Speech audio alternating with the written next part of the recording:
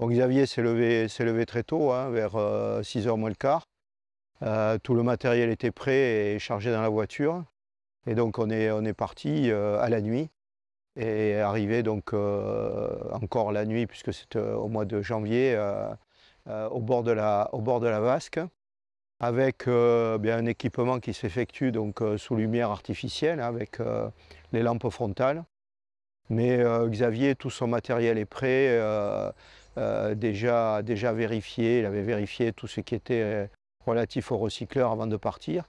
Et donc, en l'espace de 3/4 d'heure, il s'équipe et il se met à l'eau pour sa plongée.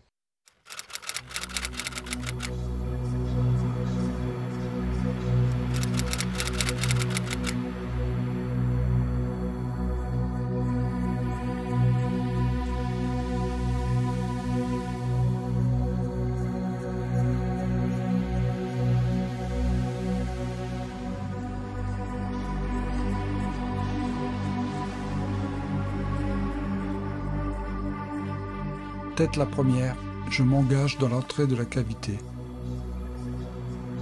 Étant équipé très chaudement sous ma combinaison étanche, j'évite tout mouvement brusque pour éviter la transpiration. Dans quelques minutes, je sais que l'hélium que je vais respirer va refroidir mon corps. Je passe les parties étroites de la galerie nord sans forcer, pour augmenter ma vitesse dans le boulevard qui s'ouvre à moi.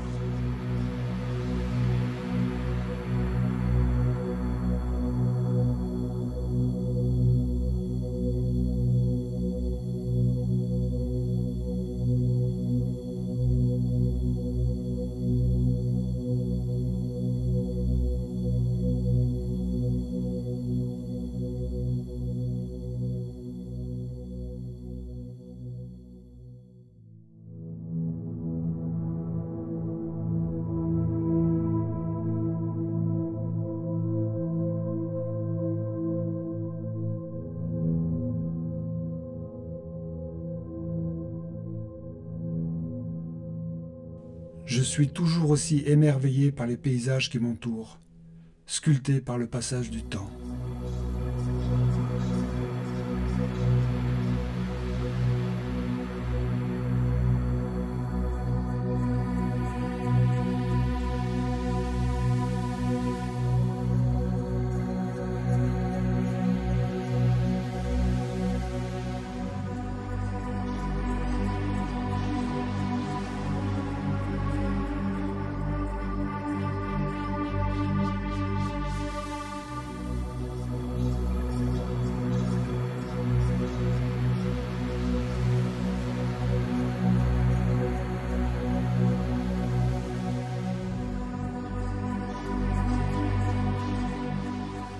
Avec le manque de pluie dans le sud de la France, l'eau est cristalline comme jamais.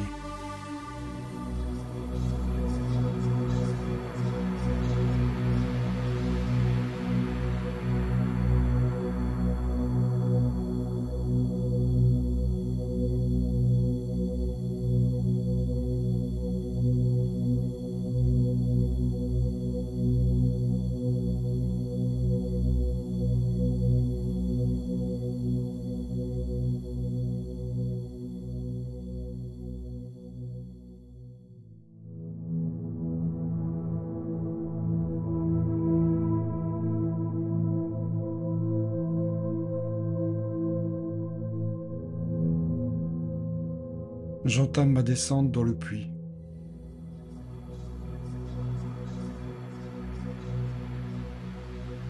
Je réduis ma vitesse pour éviter une compression trop rapide de l'hélium et subir les effets du très redouté SNHP.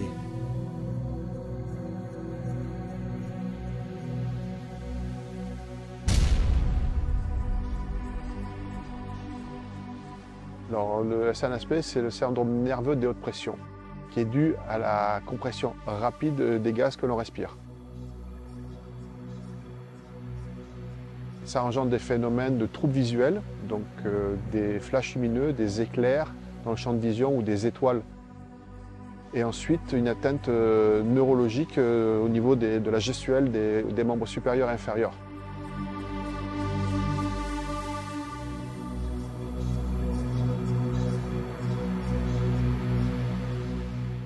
110 mètres de profondeur. Je me sens bien. Je continue ma descente.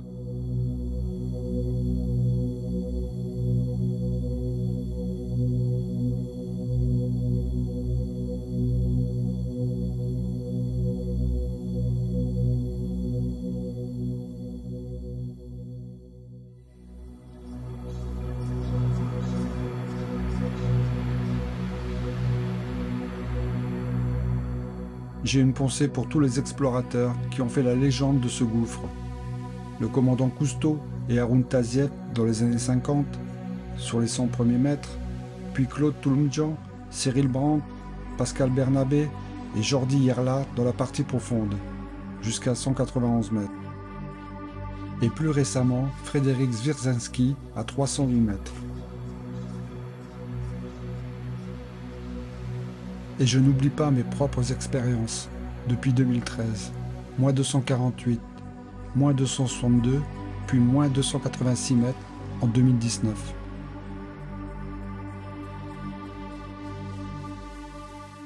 Me voici dans la galerie horizontale que j'ai explorée en juin 2015. Un moment important. C'est à cet instant que je vais savoir si je peux descendre plus bas.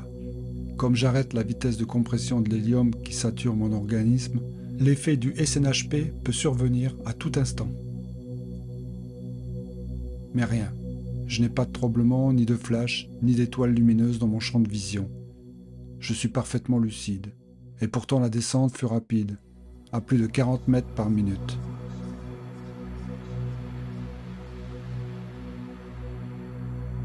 À 260 mètres, je fais le choix de continuer avec un seul scooter et de laisser le second en secours.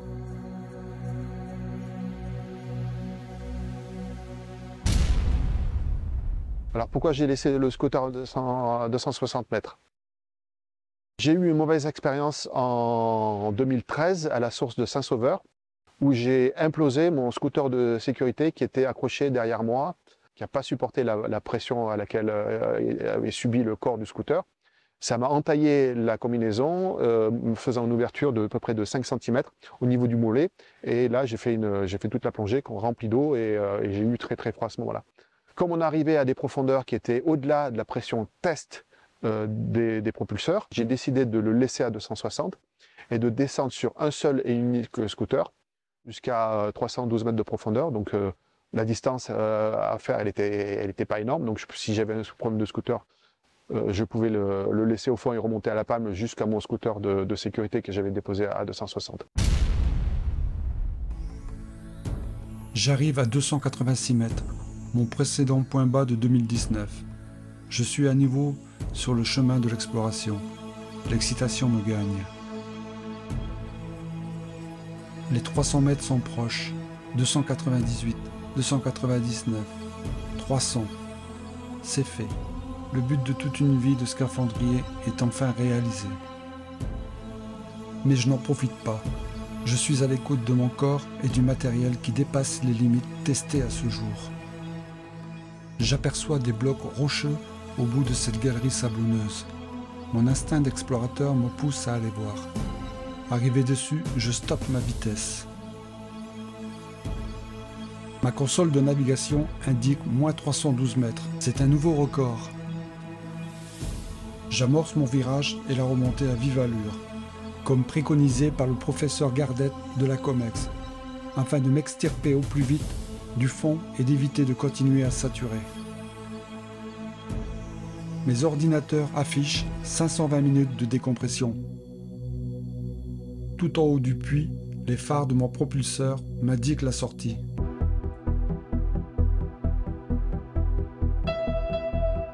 Je réaccouple mon scooter de secours et j'entame ma longue remontée à 6 mètres par minute. On est loin de mes 40 mètres minutes à la descente.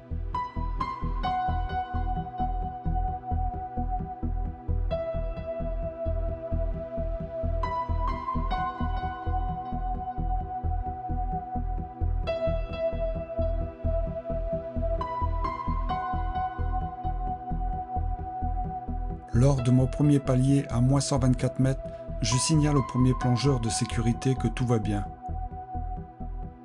Je suis dans les temps. Je commence à réaliser que je vais regretter de n'être pas allé plus loin. C'est la fin de mon premier palier. Je poursuis mon interminable remontée. Très bon timing. Dans la zone des 100 mètres, je vois les phares d'Henri, le deuxième plongeur de sécurité, pile à l'heure. Quand on se retrouve dans la zone des moins 100, bon, je vois qu'il est très content, moi également, donc on a plaisir à se serrer la main. Moi, j'ai grand plaisir à le congratuler pour cette plongée, qui est quand même une plongée historique. Et donc, on partage ce moment de plaisir et de joie donc, dans la zone des moins 100, avec cette facilité que donnent donc les systèmes de recycleurs en matière d'autonomie et également avec des mélanges riches en hélium qui permettent d'avoir une très bonne capacité d'analyse et donc d'échange.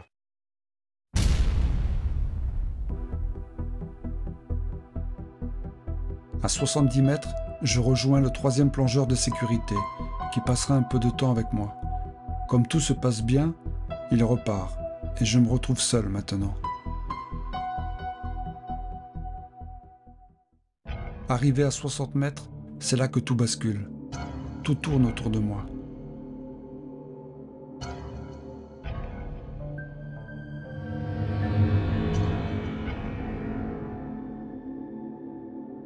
J'ai des vertiges et je comprends très vite que je suis en train de faire un accident de décompression.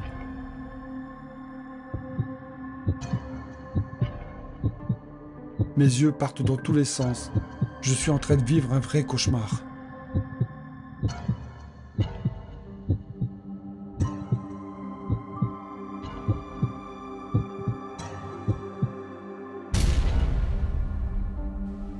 Il a été décidé que je reste seul pour finir la décompression dans le puits du Loukoum géant.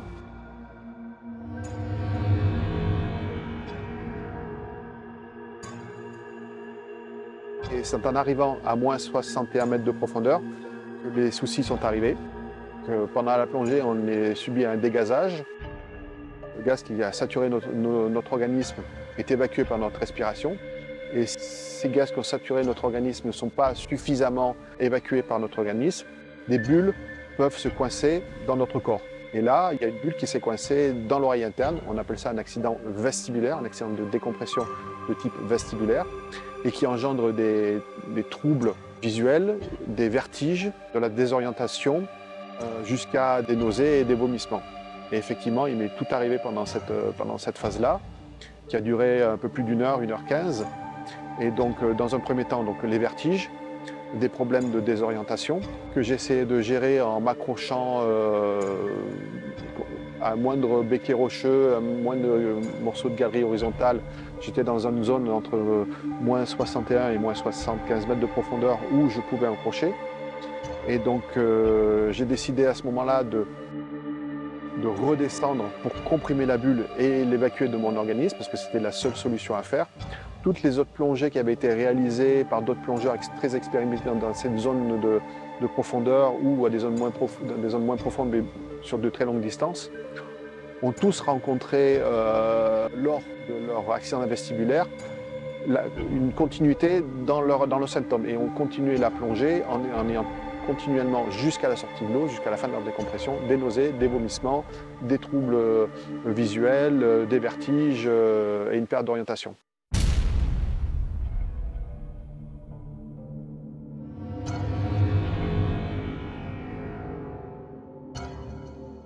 J'ai essayé de tout envisager pour cette plongée, sauf cet incident, car cela ne m'était jamais arrivé en 37 ans de pratique. Du coup, je pense aux plongeurs qui ont déjà subi ce problème de décompression. Grâce à leur récit, j'ai une idée précise de ce qui va m'arriver et jusqu'où ça peut aller. Rester conscient reste ma seule chance de survie.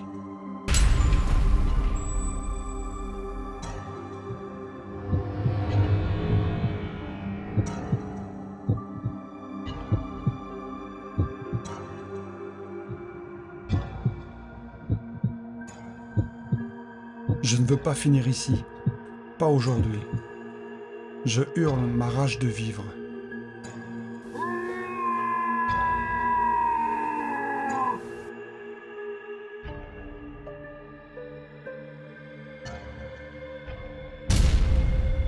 On est parti pour le rejoindre environ 2 heures après la première rencontre. On devait le rejoindre dans la zone des 30 mètres. Et là, à notre arrivée, eh bien, pas de Xavier. Donc là, on est très inquiet parce que normalement, il est toujours véritablement à l'heure par rapport à son déroulé de plongée. Et donc, on se posait vraiment la question. On a commencé à le chercher un peu, savoir s'il n'était pas dans la partie du boulevard, la partie un peu plus large. Et on a donc progressé vers des zones plus profondes. Donc moi, je ne me sentais pas capable de continuer à faire toute la décompression avec ces troubles-là. Donc j'ai décidé de me recomprimer en descendant d'une quinzaine de mètres pour recomprimer la bulle et l'évacuer. Il a fallu aller chercher tout au fond de moi-même pour rester conscient, pour gérer cet accident au mieux. Et toute ma vie quasiment est passée devant mes yeux. J'ai pensé à mes proches, j'ai pensé à ma famille, j'ai pensé à qu'est-ce que je foutais là réellement. Le jeu envoie-t-il vraiment la chandelle pour simplement continuer cette exploration que j'ai commencé à réaliser depuis presque 10 ans, plus de 10 ans même d'ailleurs. Donc est-ce que le jeu valait la chandelle? Est-ce que ma mort valait le coup de rester là? Après 40 minutes de lutte pour la vie, je décide pour la 3e fois de redescendre de 10 mètres. Le fil d'Ariane est mon meilleur allié pour éviter la désorientation.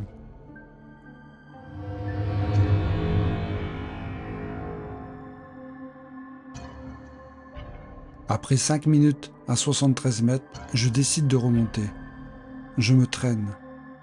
Je suis à moins d'1 mètre par minute. Les symptômes sont toujours présents.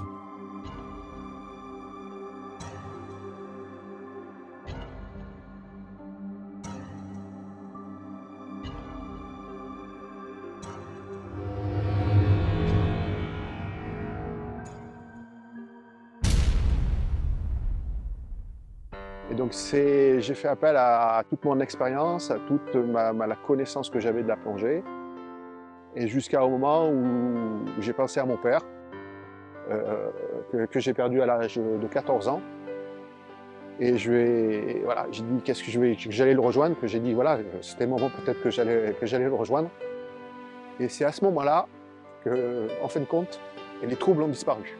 Ils commençaient à disparaître, ça a mis un moment à disparaître, mais c'est à ce moment-là que j'ai senti que les symptômes commençaient à diminuer. Et c'est là où j'ai repris la rage de vaincre et j'ai dit là, c'est bon, j'y suis, je vais y arriver. Et donc j'ai fini par remonter tout doucement, les symptômes ne sont plus apparus, et même ont complètement disparu, et j'ai pu finir ma décompression en étant totalement en forme et être sorti de l'eau sans aucun effet secondaire dû à cet accident vestibulaire. Je crois que c'est la première fois que lors d'une plongée, on arrive à supprimer cet accident de décompression. Ce qui permet de dire que pour d'avoir un retour d'expérience qui permettrait que si les plongeurs subissent à nouveau ce type d'incident, qu'ils puissent réagir et avoir la bonne méthode pour pouvoir faire disparaître cet accident de décompression.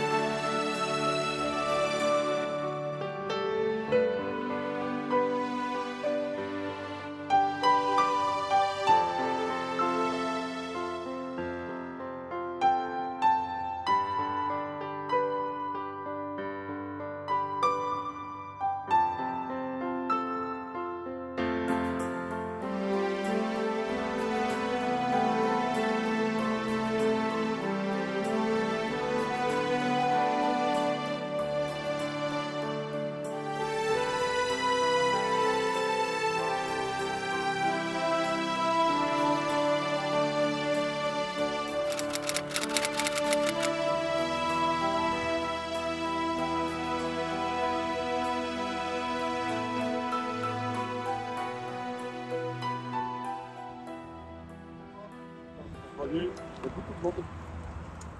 Ça va? C'est pas été trop dur? Bonjour Xavier.